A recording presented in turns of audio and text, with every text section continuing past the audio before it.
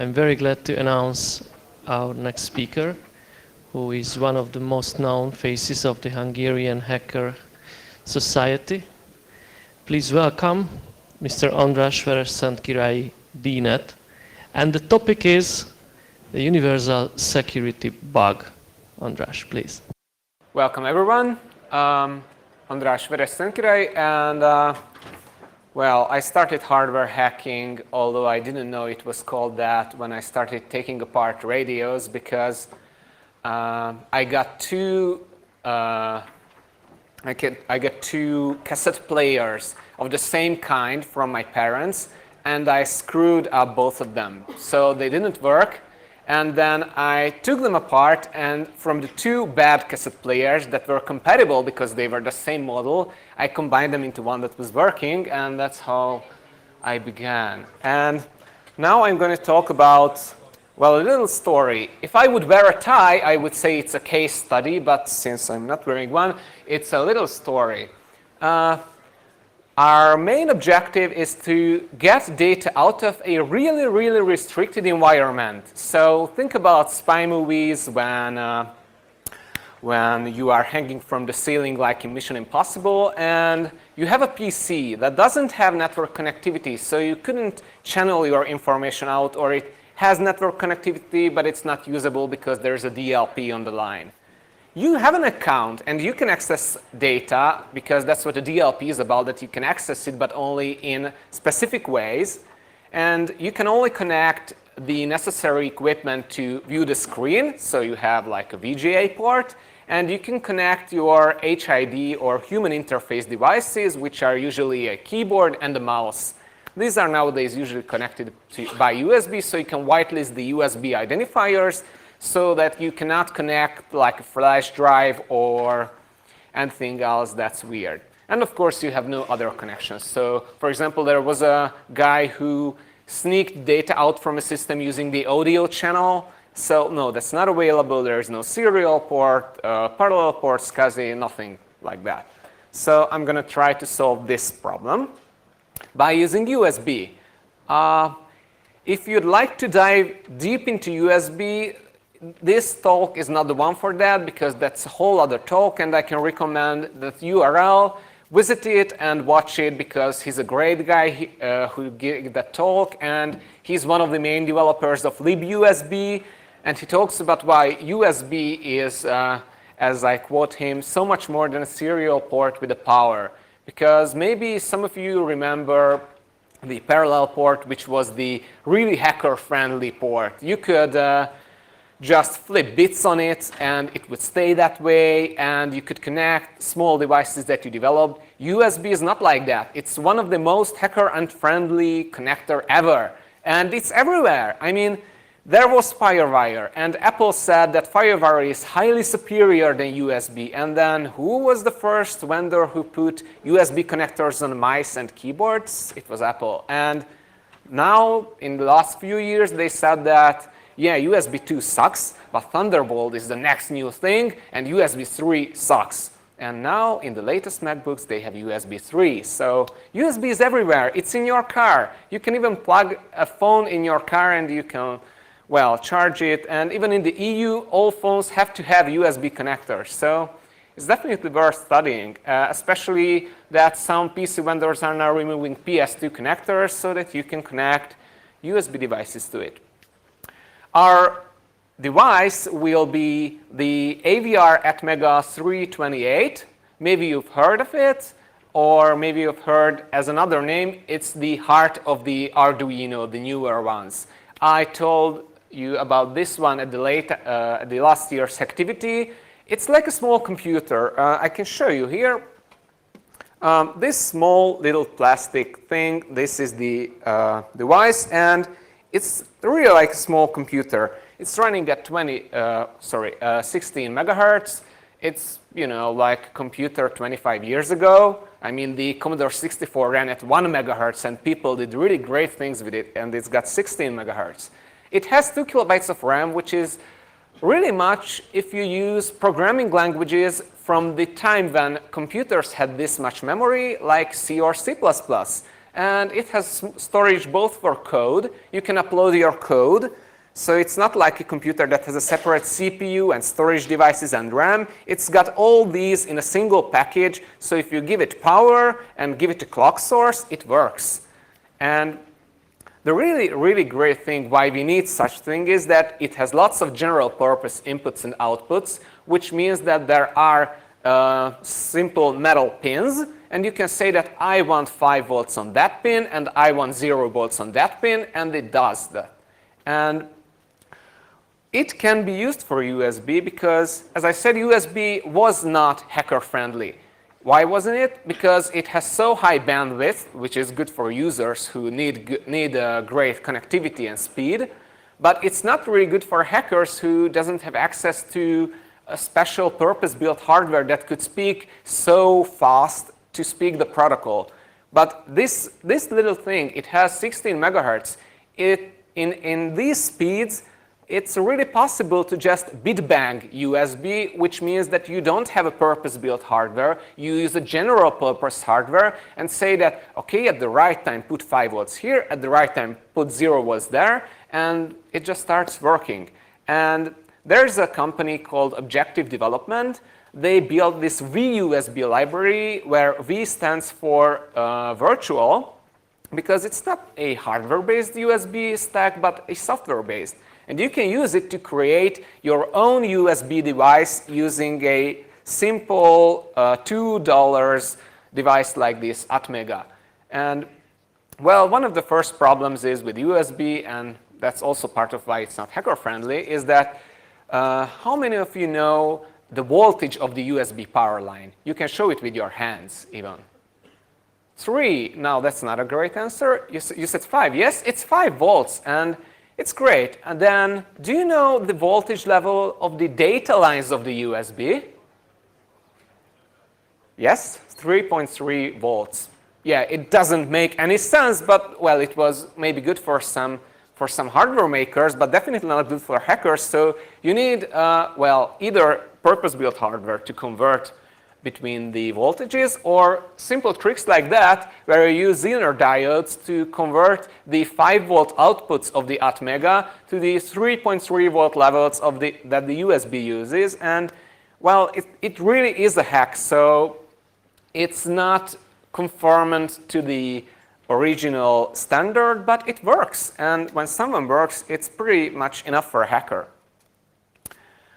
As I mentioned already, HID stands for Human Interface Devices, and it's a special class of USB. So you can also connect joysticks in this class. And the really fun thing is that there are no drivers needed in any mainstream current US operating system that handles USB. So for example, Windows handles these since Windows 98. Maybe you remember when Bill Gates was giving a presentation of Windows 98, and they connected a scanner through USB, and he said, okay, it's plugged in, and it's going to say, hey, I see a great new device. Whoa, and they had a blue screen of that. And yeah, Windows likes USB. So the fun thing is that I'm just a simple user. I mean, for installing drivers, you would have to have administrative privileges. But for USB HID, you don't have to have one. And what makes keyboards more useful for our purpose of extracting data from a restricted environment is that keyboards not only have input. I mean, you can type on a keyboard and it gives input to the computer, but it has outputs because, you know, there are the 3 little LEDs that hardware vendors are trying to get off because no one uses numlock or scroll lock anymore except hardcore Linux users. And caps lock is, well, it's only good for shouting day. So they have these LEDs, and you know, it's an output. It's a really small bandwidth output, as you will see, but it's a great thing. For example, as you can see, there's a Windows 7 PC, and it just shows our USB Palm device. I know it's not readable, but there's a really cute, it's the rightmost one. There's a really cute keyboard icon, so it recognizes my USB device as a keyboard, and I can start hacking the PC with it because I can extract data with it. How? We have 3 LEDs, and I devised a really simple protocol, but well, I'm sure you could have come up with this too. From the 3 data lines, 2 are used for data. So I can extract 2 bits at a time. I mean, one is numlock is enabled or not. The other is caps lock is enabled or not. And the scroll lock is working like a clock signal. So when the scroll lock LED is lit, then the USB device knows that it can sample the other 2 lines. So the data is ready. And of course, you need a feedback. And that's what the code does down there, that it sets the num and the caps lock status appropriately so that it represents the lower 2 bits of the current frame, which is in the variable called frame. And then it enables the scroll lock LED to signal the USB device that it can read your data. And then it waits for a character. GetChar in standard C library means that I will wait for a character. And as we are already a keyboard, we can just send, for example, an enter button or return button. And the Getchar will return that character and the code will flow on, so that we have a synchronized protocol. So the USB device knows that it has data ready when the scroll lock LED is lit, and the host computer, the victim, knows that it can send the next character when it gets a reply in the form of a return key. And then it disables scroll lock and the whole thing starts again. This protocol is really dumb, and as you will see in the end, it's really slow because the devices have to wait for each other, and the device is already overloaded because USB was not developed to be implemented in such general purpose hardware, but it works. I can already show you how it works. But first, let's see how I can get the code that executes that data extraction process into a Windows box. I chose Windows because if I would have chosen otherwise, many people would have said that, okay, it works on Linux or BSD or any weird system, but Windows is protected because it's protected. And also because it has it was a challenge. So in Windows, you don't have any really great scripting engine installed. I mean, you don't have a Python shell, or you don't have a Bash shell. You have a really dumb DOS command line from the 1970s that, well, it can execute batch files, which were, I would say it was cool in the 1980s, but it wasn't even cool then. And then many people choose to use debug.com, which is also here from the 1980s, when you could really debug your system with it because it can read memory, write memory, and you could use it to enter in an executable by using the keyboard, because you can say that I want to create a new file, and I'm going to start typing hexadecimal numbers, and it will write those hexadecimal numbers as bytes into a file. The problem is that debug.com was written in an age when executables were limited to 64 kilobytes in size. Yeah, it's around the same era than when they said that 640 bytes kilobytes will be enough for everyone.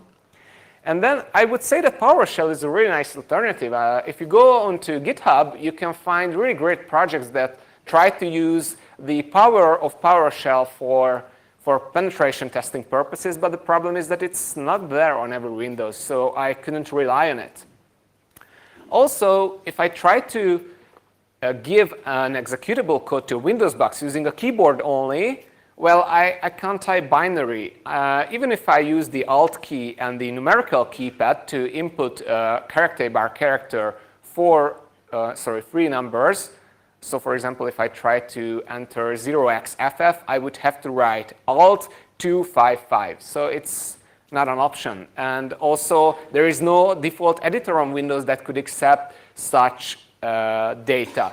I mean, Notepad couldn't possibly handle binary data. It's designed for text.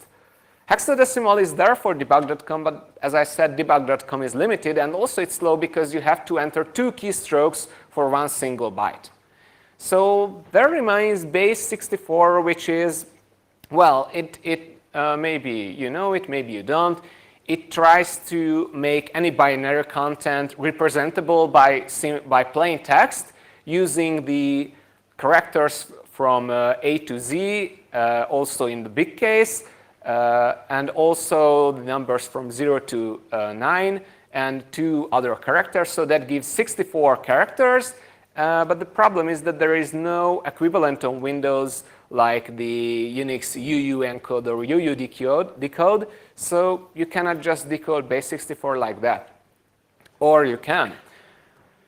I found that there is a really great thing in Windows, which is not really great, but old, and it's there in every Windows entry release. It's called Visual Basic Scripting. And you can create a Microsoft XML DOM document, which can create base64 elements. And if I give it some base64 encoded stream, I mean, I write it where it says %, data, %, then I can get the original binary data from it, and base64 is quite efficient. I mean, it's typable on a keyboard, and it only takes 4 bytes for every 3 bytes of input. So it only gives 33% plus, which is still better than the hexadecimal, which gives a 100% plus. So that's the code I found on the internet. I tried to copy and paste it together, and it works. So now I'm going to show it how it works. We should create a small executable file so that it won't take forever to upload it. So I don't know, maybe we should draw something. Well, to say that I didn't prepare it, I'm going to try to draw this scene. There are seats, and well, there's a guy with a tie, so I'm going to write his, and this is all I have. I tried to squeeze it into as little space as possible so it won't take that much time. I'm going to try to make it be as small as possible, but yes, I found it. And I save it, like food.png. And then I'm going to you see, it's 800 bytes, but I believe that's not big enough, so I use the Google recommended stuff, OptiPNG. You see, it decreased it to half. And now I'm going to try to base64 it. Yee, that's long. And I'm going to inject it into code. This is the code that, okay, it's already open otherwise. So this is the code that runs on the USB drive. It's going to be uploaded there. And this is the same code. Yeah, it's in a really fucked up color, so I'm going to turn off syntax coloring. Now you can see. So this is the same program, although it's a little bit compressed to save keystrokes. So the variable names are one characters only. But I can now erase the original stuff. That was a dummy file used for testing, and now I'm going to enter this copied stuff. Whoa, there is a line break. I hate line breaks. Why are they there? So I delete it, and I'm going to say to save it as a PNG file since it was a PNG file originally. Now I'm going to make clean, so there is no cheating. Make hex. There is a new main hex. You see it's 3.3 kilobytes that already includes the VUSB driver, so it's really small. And I connect a programmer cable, and let's hope that demo effect doesn't show up and it works perfectly. Wow. Cool, it works. So now I'm going to switch to a Windows 7 virtual machine, which is configured so that when I connect this specific USB device, it will forward it into the guest machine, so that we won't crash our own system. And I'm going to say Notepad. Yeah. And just plug it in and see what happens. Yeah, sometimes it misses some characters. I don't know why, but we can correct it later. And it's typing. Isn't that sweet? I mean, we were even joking in the office that we should use this tool to create reports for our customers because, you know, it types for ourselves. And it's typing. I'm going to go drink a coffee or drink water. Or beer, yes. I hope it's almost ready. And as you can see, it's pressing the shift continuously to write base64. Maybe you haven't ever tried before writing base64 by hand. You should try it so that you can feel what this USB thing is feeling. And yeah, it's almost done. There is this create object, write, and we're almost done. Now, the last thing I need to do is correct in the front. Because A was like create object, yeah, and set was needed. Yes, and I'm going to save it like Hacktivity.vbs, and I won't let it rename it to .txt because that would be worse. Now we have a Hacktivity VBS there, and let's hope it works. Okay, it did something. And okay, MS Paint, where are you? Oh, it looks similar, isn't it?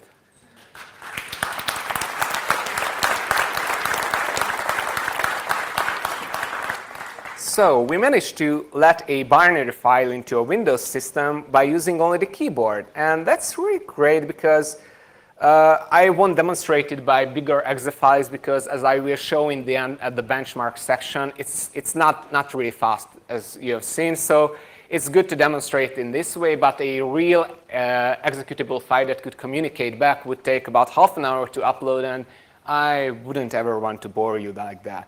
So the next part is get data out. So now I'm going to use this power again, and I'm going to create a secret file, like secret.hacktivity.txt. Yes, I'm going to create it. And let's see, there are 6 people in the first row, so that you know that I didn't prepare this file or something like that. And there is a blue pullover guy on the left. Yes, that's you. And now I'm going to save it and exit.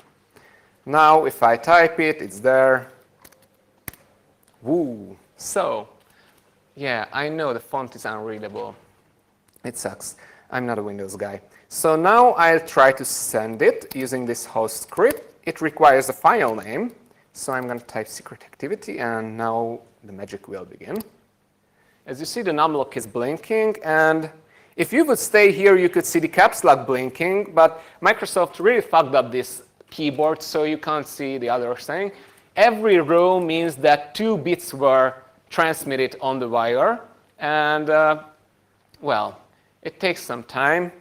And what it really does is the same that you've seen on the LED protocol slide. So it transmits bytes, and then it writes it into the EEPROM of this little device, and we can so that we can extract it later. So I hope it's almost done. It just processed some spaces. Yeah, I can see it, and I know you don't, but well, let's wait a little. You can even see in the right bottom corner that the USB device, that's the rightmost one, has a blue background because it's working continuously, because it's polling the USB line for, please get me some LED data, and then sending, oh, it sent the bytes, cool. And yeah, it's still working because it's waiting. So it doesn't know when the transmission has ended. So if I would start it again, it would write the 2 files continuously after each other on the EEPROM. But now I'm going to disconnect it and switch back to Linux. And the tricky thing is, how could I get the data out from this device? And I figured that the best way is to use that it's already a keyboard. So if I trigger a special mode, it will write the original data back, acting as a small keyboard. So I'm going to shut down this so that it wouldn't capture the device. And as soon as it's done, I'm going to do a tricky thing. There are small pins here. These are the GPIO I already told you about. And I'm going to short 2 of them with this small plate of metal. Yeah, the saving virtual machine stage should have already ended, but Maybe that's what I get because I don't have mains power connected, but it's 99%, that should end. Cool. So now I'm going to execute cat. I don't know if you know cat. It just echoes back what you write, but it's great because it's a temporary editor for us. So now I'm going to short these specific pins. I know you can't see, but that's OK. You can see afterwards, and you can even touch these devices so that I can prove it that they are real. And now I'm going to connect it again and see what happens. Yeah, it's writing back. Cool. You just have to trigger the mode in the beginning. And it's writing back hexadecimal data. And now I'm sure you can guess why. Do you know why? Because there is no guarantee that the file I tried to get from the machine is text-based. So it couldn't be printed on a keyboard. So it prints it in hexa. It's cute, isn't it? So now that I have it, the FFs are the unused regions. That's why I know where it was ended. I just start bpython because that's one of the cutest Python shells. Do you know Python? Cool. So from binasky, import unhexlify. I love Python since it has such things. Unhexlify. I give it the strings and wait for it. Legendary. So I don't know if you can see it. The 71, that's a cute thing. That means the length of the transmission, so that if you're trying to get it out using automated ways, you know how long is it. So if I say len, so if I try len,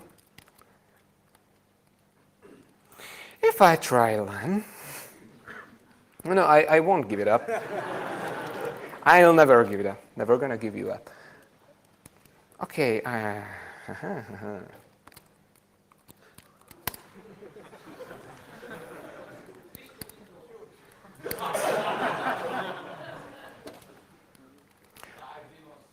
Yeah, live demos suck. I know it.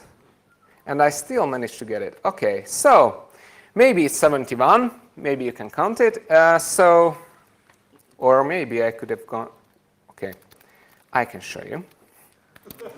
Because it was done from there. So where is it? Where are you? Secret hacktivity.txt, and this is 71 bytes. So I was right. Good for me. So as I already said, this was stored on the device itself, but how? Well, my first plan was to do it with a smartphone because everything sounds better with a smartphone these years, or by saying BYOD, that was at ITB, and that was a big buzzword. And yeah, I had to bring my own device like that. Yeah, that's a BYOD problem now that I recognize. And yeah, there was a simple control program, and on the right side you can see a screenshot from the oscilloscope. That was a sound wave. So I tried to connect the smartphone to an AVR using the sound, because every smartphone, even the dumbest phones, now have a jack connector, which is normally used for music, but maybe you remember a device that could convert data into noise. Modems, everyone? So I used FSK, a common modulation used by modems, and it worked really great until I wanted to, well, recognize it on the other side. So this was like the Commodore 64 users with the cheap tapes. That this was a write-only memory, so I could write into it, but I didn't get anything, so I had to give out. But if someone wants to try with it, it's a really cool stuff, especially that you can see such great screenshots with it, so you can show off. So the next solution I tried was SD card. SD cards are really great because they are cheap. You can get 2 gigs SD card for $10. It's nothing. And you could even get micro SD cards since like at least 5 or 6 years, and they can fit inside a coin. So it's awesome. And what really makes them hacker-friendly is that although there are now SDHC cards, maybe you know them, they are used in HD recording because they need so much bandwidth to record that much content. They need special protocols, but they still support a really old mode of communication called SPI, where you just, well, it's just like the LED protocol. You have a data line, you have a clock line, and when you say that the clock is high, it's 5 volts, then you can read the data, and you do it all over again. It's really slow, but it works. And if you only have to write on a speed like I showed you before, then it's completely workable. So you have an SD card, and you can create a really cute connector to the AVR, like I did there. It's the same here. And yeah, it's small, and the great thing is that it's a micro SD adapter. So how can I create a really great micro SD adapter or socket? I use an adapter because, as you can see, it really has big connectors, and it comes with every micro SD card. You get an adapter to the big SD. And they perfectly line up with the standard row of little metal pins so that you can just simply solder to it, like on this picture. So you connect these row of metal pins, you solder it, and you're done because it's the same spacing. And then I just had to add some resistors because the SD works on 3.3 volts. Yeah, that's again, I hate that voltage, but they say it's much faster and requires lower current. But I managed to interface the AVR with it, and the problem was that emulating USB by software for a 60 megahertz chip is still really, really intensive. So whenever I tried to communicate with the SD card after I started communicating on USB, it just didn't work. They got out of sync and things screwed up. So it could work because if I just moved the instructions before the USB initialization, it worked perfectly. But, well, in the end, it didn't work out. If you know why, I put a question out on electronics.stackexchange.com, and if you answer it, you'll get bounty points. So my workaround for the stuff so that I can present you here today was that I used the built-in flash plus EEPROM. I mentioned in the first part when I was talking about the Atmega 328 that it has a flash for code storage and it has an EEPROM. The flash is only 32 Ks, which is not big, but as you've seen, loaded with code, it still takes 4 kilobytes. So empty, if it doesn't have any payload, it's only 2 Ks. So you have 30 Ks left for code. And the dropper I showed you before, that host.exe, well, it's only 70,000, so it's not that big. And so it can fit into that small storage even after base 64. So you could fit the whole thing in there. It would just take a lot of time to load, so that's why I demoed with that small PNG file. And in the other direction, because the flash can only be read after the device is running because it's used for code purposes. In the other direction, when you want to read information from the host, then I can use the EEPROM. And EEPROM is like, it's almost like the flash card, but you can write it randomly. So in case of a flash drive, you have to write whole big blocks in one single operation. In case of an EEPROM, which stands for electrically erasable PROM, you can write it at runtime, and you have 1 kilobytes of it. So for example, I could sneak out that small 71 bytes file.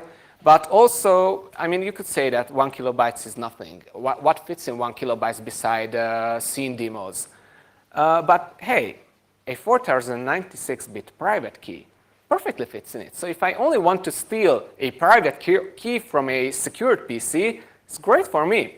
Also, if the file is bigger, I could do the thing that I put 1K into the EEPROM, disconnect the device, connect an SD card, and since the SD card can be operated when the USB is not working, I can copy 1 key from the EEPROM to the SD card and then do it from the beginning so that 1K by 1K, I can extract all the data from the computer. It's just pain in the ass, but it works. You can see how you can parameterize it because AVRs have a so-called Harvard architecture, which is different from the Neumann architecture where the data and the code is in the same place. Here the data and the code cannot be addressed like the same way. So you have to do special instructions to extract data from there, because if you just try to address it like any other variable, it won't work. And I made some benchmarks. As you can see, it's not so fast. So, well, the typing was 30 characters per second. So if you remove that 33rd% that the base64 encoding puts on it as an overhead, it's 10 bytes per second if you try to measure it by byte. When you try to read the LEDs, it's a little bit more than 1 byte per second, because if you try to remember, for transmitting 1 byte, you have to flash for every 2 bits 3 LEDs, so that's more than 12 flashes for a single byte, and that's not too bad if you just think of it that it was not designed for data transfer. And typing from EEPROM takes 4.5 bytes per second, because you have to type it in hexadecimal, and that has a 100% overhead, because you have to type 2 characters to get 1 byte. So that's how fast is it. And well, if you try to either weaponize or just improve it, because some would say that it's a weapon. No, it's not a weapon. It's clunky, it's big, and slow. But it can be made smaller. So, for example, from this specific at megatype, there exist surface-mounted ones. I mean, do you know what SMD is? Surface-mounted soldering. That's the one when they are not, the pins doesn't go through the PCB, the printed circuit board, but they are connected on the surface. And it's really small. They've got really tiny connectors. So it's really hard to solder by hand. But if you want to make a product out of it, well, you have the money and the time for it. So it can be made into just a small flash drive-like form, or it can be made look like a MP3 player, so that you can bring it along with you everywhere. Also, you can use an SD card so that you would have much, much more memory. And you can encrypt the contents, because right now it's encrypted. It's unencrypted, so that if anyone steals it from me, either because he's the one I stole the data from, so he will know that I stole the data if it's not encrypted, or also if someone else steals it, then he's going to have the data which was extracted by me. And also, there is no integrity protection right now. So if you remember that I had to correct the script before executing it, it's a miracle that these errors just exist right now in the header, where there is not the base64 part, but the header when I created the XML objects and things like that, so that I could have corrected it. But right now there is no explicit integrity protection. So if it would have happened in the base64 part, I couldn't have known. So I would just have received a message when I tried to open the PNG file and saw that it's corrupted. So you could use some checksum or other methodology. And at last, I would say that if you say that your system uses PS2 ports and not USB, so it's invulnerable, I would say that the same is possible with that. So it also has typing instructions. It also has LED reports. So it's all the same. It's just that I like USB better, and it's what people use more nowadays. And the source code, I put them all up to GitHub. I split it into 3 pieces. The host is the one that runs on the PC. It ran on the Windows 7 box. There is the device code, which is under Objective Development License, because that's what runs here. It's under that license because I used one of their example projects, and they have their own license, but it's also compatible with free, as in free speech software. And there is that part that converts any executable into a base64 encoded self-executable Visual Basic script. And here are the short URLs. Please download it and share the software and do all that stuff. Thank you for your attention.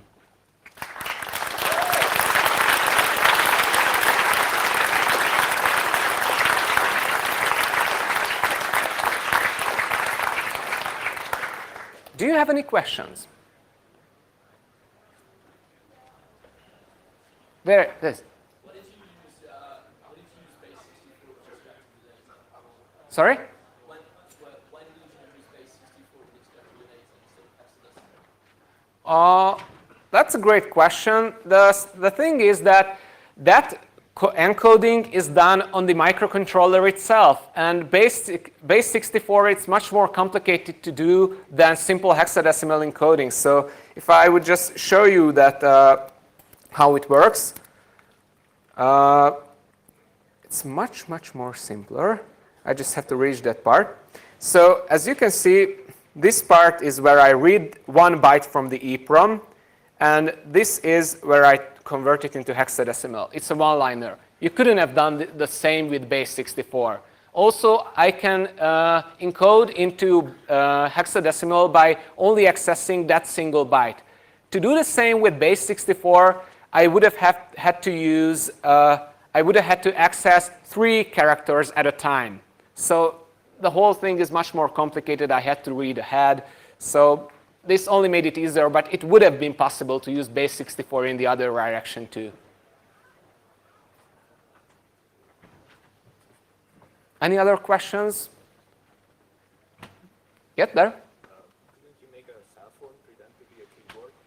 Sorry? As the USB slave side chips, can you make a cell phone pretend to be a keyboard? It depends. If the USB connection, he asked if a smartphone can pretend to be a keyboard, like in this case.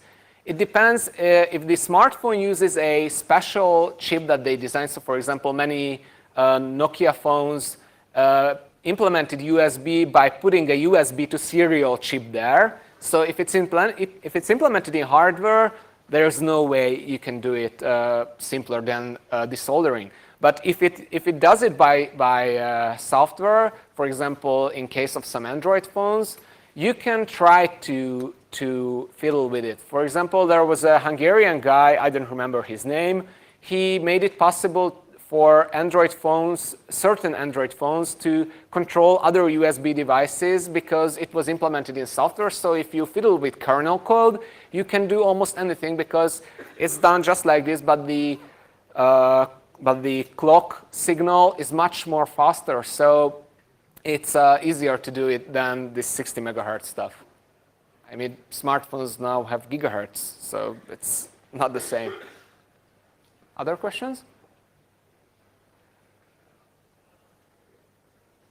Well, you can still reach me either outside, especially in the hackerspace area, and you can also touch the device and maybe also connect it to your own computer so that you can verify that it's working, or maybe you won't. And well, you guys have a great conference. Thanks for your attention.